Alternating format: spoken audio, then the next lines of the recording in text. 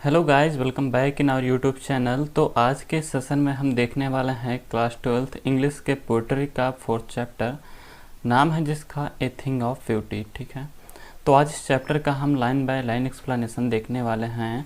और सबसे पहले जानना ज़रूरी है कि इस चैप्टर के पोएट कौन हैं।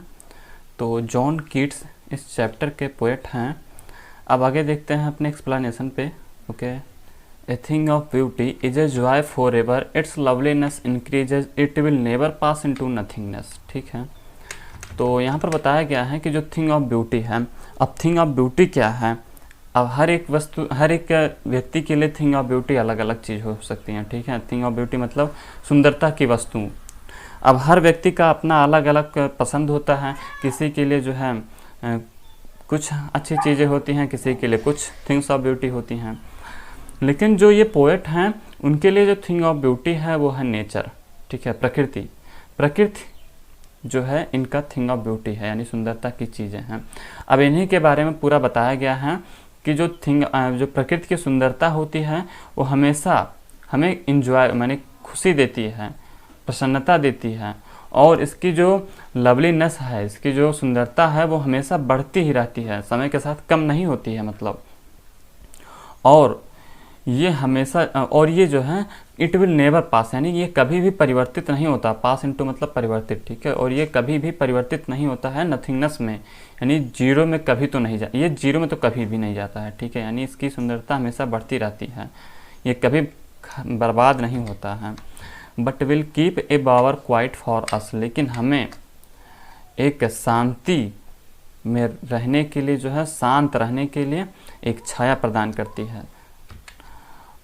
And A sleep full of sweet dreams and, और देखो कि सोने के लिए जो है सुंदर सुंदर स्वप्न प्रदान करती है।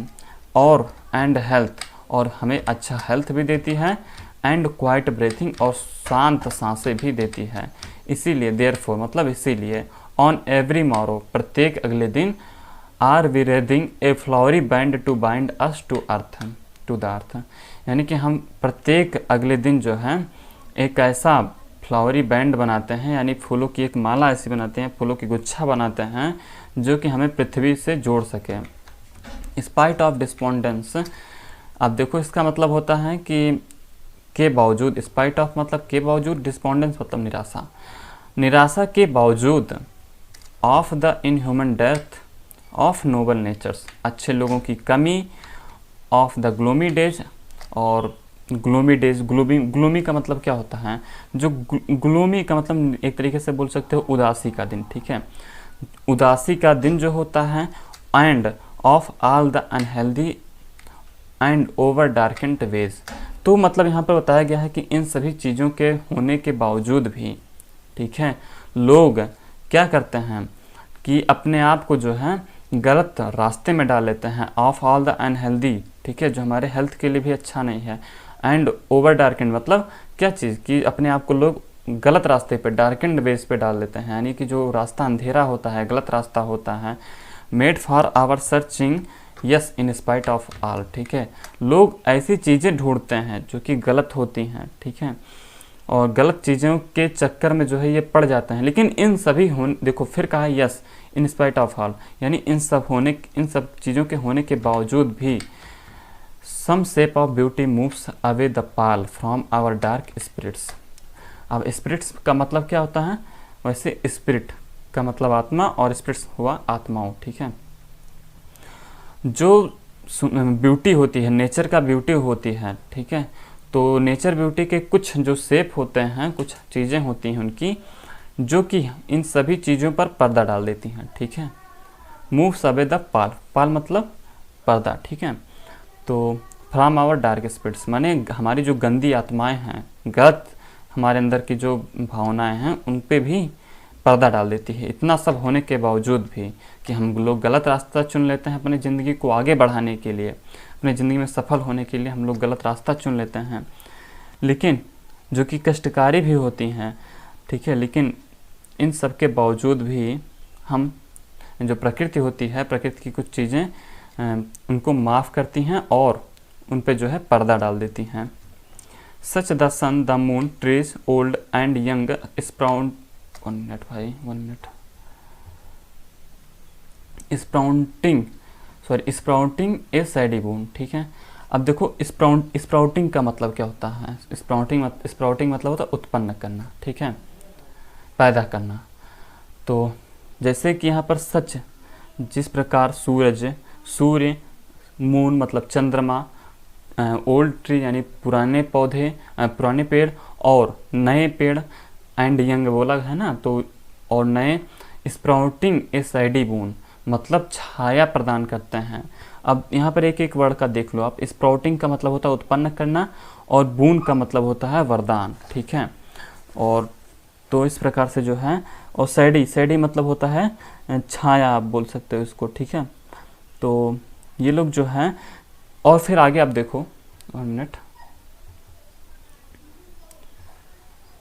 हाँ, फॉर सिंपल शेप, एक सिंपल शेप के लिए ये लोग इतना सब कुछ जो है चीज़ें प्रदान करती हैं कि मतलब क्या, कि जो सूर्य हैं और चंद्रमा है, नए पेड़ हैं और पुराने पेड़ हैं, ये सभी लोग केवल एक सिंपल शेप के लिए जो है छाया का वरदान देते हैं, केवल एक सिंपल शेप के लिए बस। And such are daffodils with the green world they live in. और इसी प्रकार से डैफोडिल्स होता है जो कि एक प्रकार का एक पौधा है फूल का, जो कि हरे भरे संसार में रहता है। एंड अब देखो यहाँ से अलग है, and clear rails that for themselves A cooling covert make against the hot season.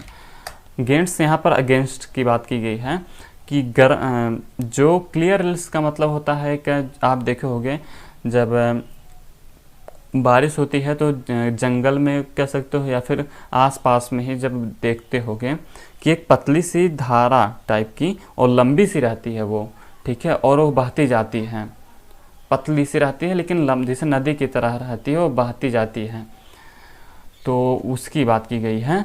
तो वो जो है हमारे लिए, ठीक है, हम सभी के लिए हॉट सीजन में भी, हॉट सीजन के विरुद्ध होकर के जो है हम लोगों के लिए कूलिंग कवर्ट का काम करती है। हम सभी को मतलब जो है ठंडी चीज़ें प्रदान, ठंडी हवाएं प्रदान करती हैं और ठंडा रखती हैं। The mid forest brake rich with sprinkling of fair musk rose blooms, ठीक है। तो यहाँ पर देखो, अब द मिड फॉरेस्ट ब्रेक यानी कि जंगल के बीचों बीच जो झाड़ियाँ होती हैं, ठीक है, जंगल के बीचों बीच जो झाड़ियाँ होती हैं, अब उनकी बात की गई है कि ये स्वच्छ कस्तूरी गुलाब के फूलों के फैलाव से जो है समृद्ध करती हैं।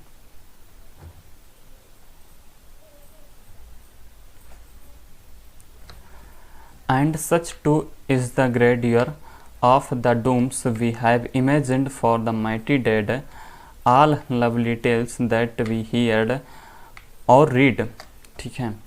तो यहाँ पर आगे देखो क्या कह रहा है कि और ऐसे ही वैभव की हमने अपने पराक्रमी मृत बुजुर्गों के लिए प्रलय के दिन में कल्पना की है, ठीक है। ग्रेडियर का मतलब होता है वैभव, ठीक है, और डूम्स का मतलब यहाँ पर देख लो, डूम्स का मतलब होता है डिस्ट्रक्शंस, ठीक है, या फिर कह सकते हो प्रलय। डिस्ट्रक्शन और डिस्ट्रैक्शन में अंतर है, ये भी आप ध्यान रखना। डिस्ट्रक्शन का मतलब होता है प्रलय और इमेजिन का मतलब होता है कल्पना करना, ठीक है। माइटी डेड यानी कि शक्तिशाली जो मृत, माइटी आप बोलते हैं ना, माइटी गॉड, तो ऐसे ही शक्तिशाली मृत तो बोलते हैं यहाँ पर। ऑल लवली टेल्स यानी हम सभी जो है ऐसे प्यारे प्यारे जो हैं कहानियाँ सुनी हैं, ठीक है। दैट वी हैव हियर्ड और रीड, जिसे हमने सुनी है, लवली टेल्स यानी कि प्यारी प्यारी कहानियाँ सुनी हैं हम सभी ने। An endless fountain of immortal drink pouring unto us from the heaven's brink, ठीक है। तो इसका मतलब क्या हुआ, अब फाउंटेन का मतलब जान लो कि फव्वारा होता है, ठीक है। तो अनंत फव्वारा की बात की गई है यहाँ पर, इंडलेस फाउंटेन की बात की गई है। और इमॉर्टल का मतलब होता है अमर, ड्रिंक का मतलब पेय, तो अमर पेय का एक अनंत फव्वारा। अब हेवन का मतलब जान लो कि स्वर्ग होता है, ठीक है। तो अमर पेय का एक अनंत फव्वारा स्वर्ग के किनारे पर हमें डुबोता रहता है। ब्रिंक मतलब होता है किनारा, ठीक है। तो ये जो कहानियाँ होती हैं, जो हमारे जो हैं मृत जो हमारे बुजुर्ग हैं, वो उनकी जो कहानियाँ हैं, उनके महानता की जो कहानियाँ हैं, वो हमें जो है हमेशा याद रहती हैं और हमें कुछ अच्छा करने को प्रेरित करती हैं, ठीक है। वैसे ये चैप्टर थोड़ा जो है जो इसके वर्ड्स हैं उनसे भी कल्पना में ज़्यादातर है। ये इसको आप जो है कल्पना जब तक नहीं करोगे तब तक आप समझ नहीं पाओगे, तो कल्पना आपको करना पड़ेगा कुछ। डायरेक्ट आप वर्ड जो लिखा है उसी का मीनिंग देख करके आप केवल उसको बोलोगे तो नहीं समझ पाओगे। आपको इसे कल्पना करना है, अपने जो है आपको दिमाग लगाना पड़ेगा इस पूरे चैप्टर में, ठीक है। जो बोला गया है उसमें जो है कई बातें छिपी हैं, कई राज छिपे हैं, और मतलब बहुत ही जो है ये कह सकते हो कि सोच समझ के, गुण गढ़ के और ज़िंदगी का लाइफ एक्सपीरियंस की बात भी जो है यहाँ पर की गई है, ठीक है। तो आप उसको जो है जब तक रिलेट नहीं करोगे चीज़ों से तब तक आप समझ नहीं पाओगे। तो वैसे तो हमारा चैप्टर पूरा कंप्लीट हो गया, देख सकते हो। और फिर इसके बाद जो सीरीज आएगी वो हमारे क्वेश्चन आंसर की आएगी, ठीक है। तो यदि आपको वीडियो अच्छा लगा हो, थोड़ा सा भी ज्ञान आपको मिला हो, और आपको वैसे जो है 1-2 बार वीडियो प्ले करके रिप्ले करके देखना पड़ेगा, ठीक है, क्योंकि एक बार में हो सकता है शायद ना समझ में आवे। और ज़रूरी है कि वर्ड मीनिंग आपको बिल्कुल तैयार करना है इस चैप्टर का, तो खास करके, क्योंकि आपको जब तक मीनिंग नहीं पता रहेगा 100% श्योर है कि आप इस चैप्टर को पक्का नहीं समझ पाओगे। तो इसलिए जो है आपको इस चैप्टर का वर्ड मीनिंग कन्फर्म कर लेना होगा और फिर इस चैप्टर को जो है पढ़ना होगा। और वर्ड मीनिंग का जो है हमने आपको दे देंगे हम आपको, ठीक है, लास्ट में।